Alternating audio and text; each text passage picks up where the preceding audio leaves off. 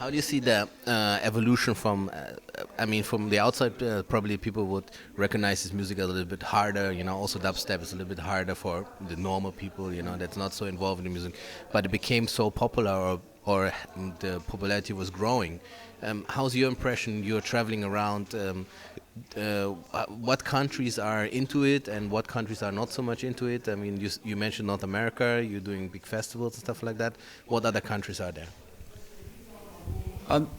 France has always been really good for me. I like it out there. I mean, they had a strong kind of hard electro scene anyway, with the kind of like Ed Banger sound, and kind of with disco influence. It's something that I've always enjoyed too, so I try and put a bit of that in my sound. I always like that. Spain has been good for me. I like going out there. They've been kind of catching up, I feel, because for drum and bass they were always kind of, it was like going back in time a little bit. They always liked the older stuff and more like breaksy sounds, and lately they're really seeming to like get into like more modern stuff. So they've been really good, and I love going out. I like the countries anyway, the culture and the language. And North America's like almost too much, you know. It's just so much all the time, and I still like to play some progressive bits in my sets and slow it down, you know. And finding out there that the DJ, you know, 2 DJs before me is playing like massive hits. It's like, so yeah.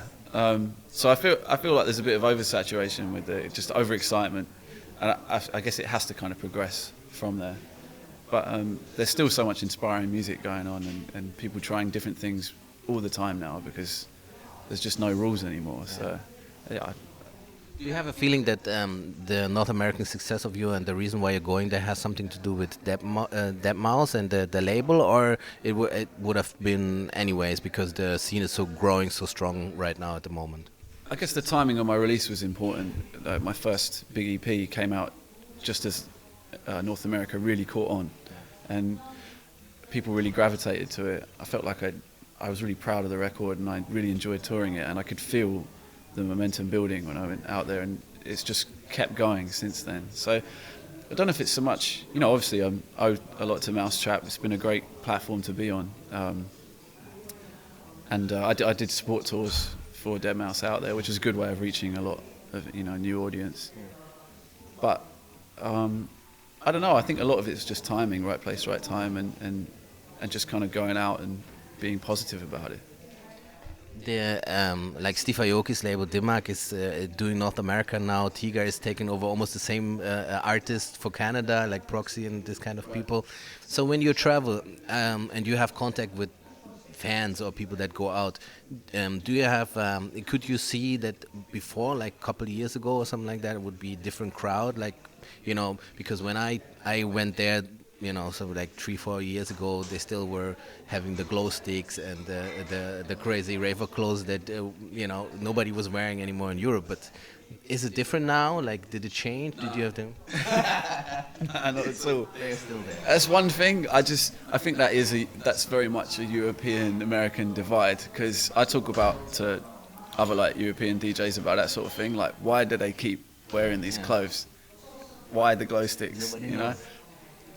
I just don't get it. It's like going back to the 90s in the UK, you know, it looks like some old like warehouse rave. I mean, they're having a good time, and it's fun, you know, and dressing up is fun.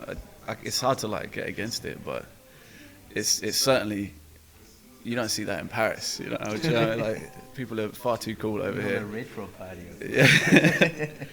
Like it's just not the European way of doing it, is it?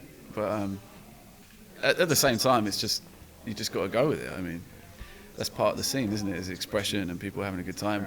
And for some reason, Americans love that. They love neon colours, novelty sunglasses, furry boots, and whatever else. But also, I get a lot of creative fans like making stuff. So I've always pushed the visual side of things, you know.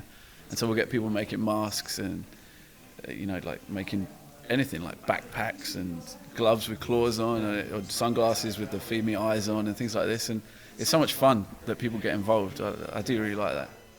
Well, it's not, and we're not making fun of it. It's just weird for us, just different, yeah, a little bit. But I mean, on the other side, it's like, you know, it's good. The people enjoying electronic music, they go and have a good time, whatever. If they want to dress up like that, then for us it's weird, but I just want to make a little bit more friends with the Americans that were watching right now, probably your interview. So, anyways, tonight you're in Germany, so it was awesome talking to you. Thank you very much for giving us this 10 minutes time here, and we're gonna film a little bit later also in the club, and yeah, that's great. Thank you. Thank you. Thanks, guys. Hi, this is Feed Me from London, representing Mousetrap. Merry Christmas. You're watching Raveline TV.